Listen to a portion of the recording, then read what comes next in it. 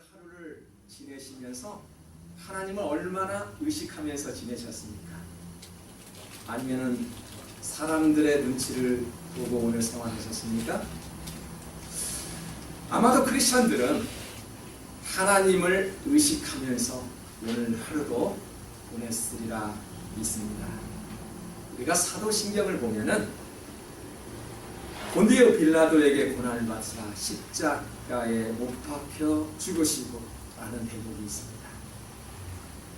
우리가 이 대목을 볼 때 예수를 십자가에 못 박히게 한 장본인들은 대제사장들과 서기관, 그 유대인들이었는데 오늘 빌라도에게 묻고 있습니다. 예수님이 십자가에 못 박히기 전에 빌라도가 재판을 하셨죠. 주님을 앞에 놓고 당신이 정말로 유대인의 왕이더냐? 당신이 도대체 무슨 죄를 지었느냐? 라고 신문을 합니다. 예수님은 이렇게 대답합니다. 그렇소. 나는 진실로 유대인의 왕이야. 빌라도는 예수님에게 죄를 찾지 못하였다라고 군중들에게 선포하였습니다.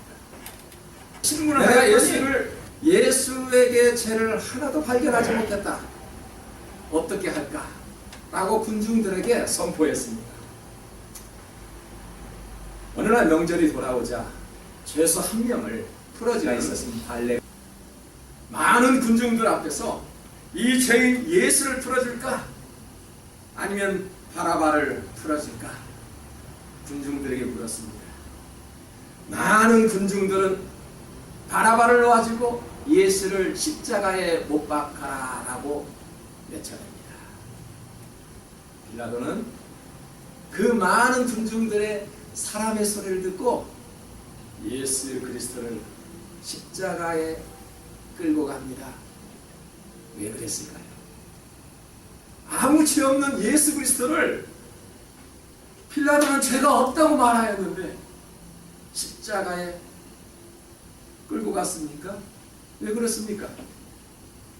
빌라도는 하나님을 의식하지 않고 사람을 의식하였고 분명히 죄가 없음에도 불구하고 사람의 그 소리를 듣고 죄 없는 예수를 십자가에 끌고 가셨습니다. 빌라도는 책임을 완수하기 위해서는 정확한 판단을 내려야 했었는데 백성들의 그 음성의 소리를 듣고 그만 하나님의 소리를 듣지 못하고 십자가에 떠맡겼습니다. 베드로전서 4장 10절을 보니까 우리는 선한 청지일이라고 말을 합니다.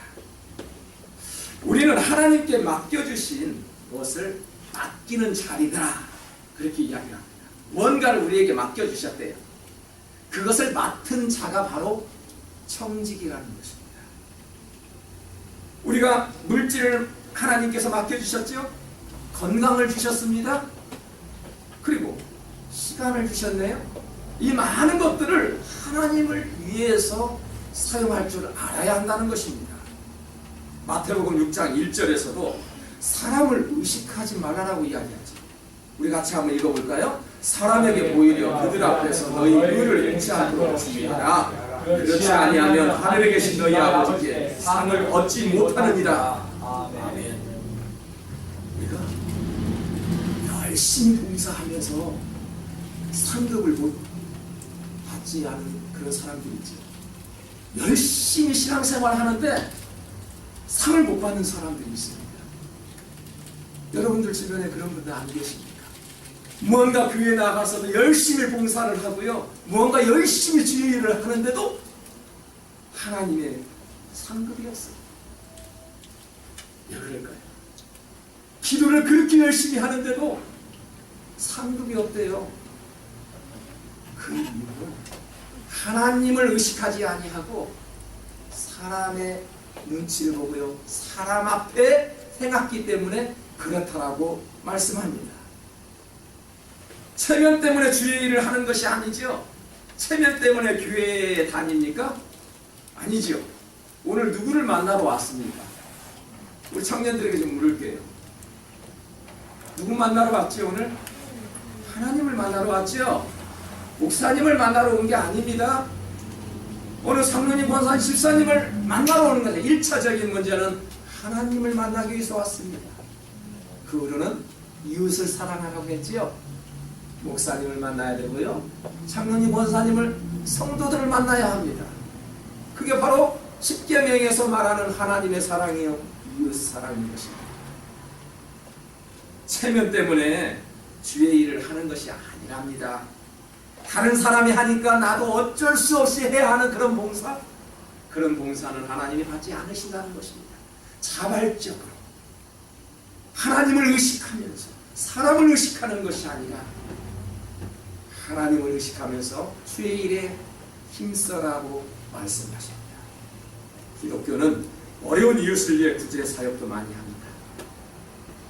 하나님의 사랑은요, 조건 없이 베푸는 것이죠. 그래서 아가페 사랑이라고 말씀합니다. 조건이 없습니다. 그래서 예수님의 사랑이 가득한 곳은 베풀기를 좋아합니다. 베풀기 좋아하는 그런 교회를 보십시오. 베풀기 좋아하는 가정을 한번 보십시오. 하나님의 사랑이 가득 넘쳐납니다. 우리 선한 믿음교회가, 그리고 저와 여러분의 가정이 베풀기를 좋아하는 그런 가정과 교회가 되기를 축복합니다. 우리가 사람들에게 혹시 칭찬받기 위해서 베푸는 분들이 계십니까? 사람들 앞에 잘 보기 위해서 우리가 어떠한 봉사를 하고 계시는 분이 혹시 계십니까? 성경은 그러지 말라는 것입니다. 사람들을 향해 베푸는 순간 이미 하나님으로부터 상을 이미 받았느니라 라고 성경은 기록합니다. 6장 2절을 보십시오. 우리 다 같이 있습니다. 그러므로 구제할 때에 외식하는 자가 사람에게 영광을 얻으려고 회당과 거리에서 하는 것 같이 너희 앞에 나팔을 불지 말라. 진실로 너희에게 이르노니 저희는 자기 상을 이미 받았느니라. 아멘. 무슨 말이에요? 사람들 앞에 내가 했다고 큰 소리 치지 말라는 것입니다. 나팔 불지 말래요. 주의 일을 하면서요, 나팔을 불고 계시는 분들 계시지요. 내가 좀 했다고, 내가 무언가를 이루었다라고 큰 소리를 치고요, 나팔을 부는 경우가 있습니다. 그렇게 불지 않아도 이미 상은 하나님께서 주셨다라고 말씀합니다. 제자들은 목숨을 위하여 무엇을 먹을까 마실까 근심하며 걱정하고 있었을 때 주님이 그렇게 말씀하시죠. 공중에 나는 새를 보아라. 저들은 먹을 것을 위해서 창고에 가득 쌓아놓지도 않았다. 그럼에도 불구하고 천국께서 그들을 먹이지 않느냐? 제자들이여, 먹을 것, 입을 것 가지고 근심 걱정하지 말라라고 말씀하셨습니다. 사람을 의식하게 되면요, 우리가 염려하게 됩니다. 뭔가 근심을 하지요. 주님께서 그렇게 염려하지 말고 근심하지 말라라고 말씀을 하셨는데, 사람을 의식하다 보면요, 우리는 염려할 수밖에 없습니다. 우리가 내일 일을 염려하는 것은 우리의 내일을 주관하시는 하나님의 주권을 무시하는 것입니다. 그래서 우리는 내일 일은 난 몰라요, 찬양을 하시. 내일 일은 하나님의 주권 안에 있는 것입니다. 염려는 하나님의 영역을 침범하는 것이라고 존 하가이는 그렇게 말했습니다. 내일 염려하는 것은 하나님의 주권을 침범하는 거예요. 그래서 염려하지 말래요. 내일 일은 하나님께 맡겨라. 오늘 밤은 주님께 맡겨라. 너의 행사는 여호와께 맡겨라. 염려하지 말라는 것입니다. 다윗도 내 시대가 주의 손에 있사오니라고 고백합니다. 그리고 사망한 음침한 골짜기를 다닐지라도 해를 입지 않는 것은 주께서 나와 함께 하십니다. 주와 주의 지팡이 막대기가 나를 안위하십니다. 하나님께 맡겨야 합니다. 우리가 걸어 다닐지라도 해를 입지 않는 것은 주님께서 나와 함께 하심이라고 말씀하셨습니다. 하나님의 영역은 하나님의 사역은 빌라도처럼 군중의 소리를 듣는 것이 아니라 하나님의 마음에 들어야 합니다. 우리가 사역을 할 때에도요, 사람의 음성의 소리를 듣고요, 사람의 눈치를 보며 주의 일에 힘쓰는 것이 아니라 하나님의 마음에 들도록 우리가 주의 일에 힘써야 한다는 것입니다. 이것이 바로 사역입니다. 다른 사람을 향해 구제하는 것조차도 오른손이 하는 것을 왼손이 모르게 하라, 은밀하게 하라 라고 말씀합니다. 6장 4절을 보면은 내 구제함이 은밀하게 하라, 은밀한 중에 보시는 너의 아버지가 갚으신다. 자기 행위를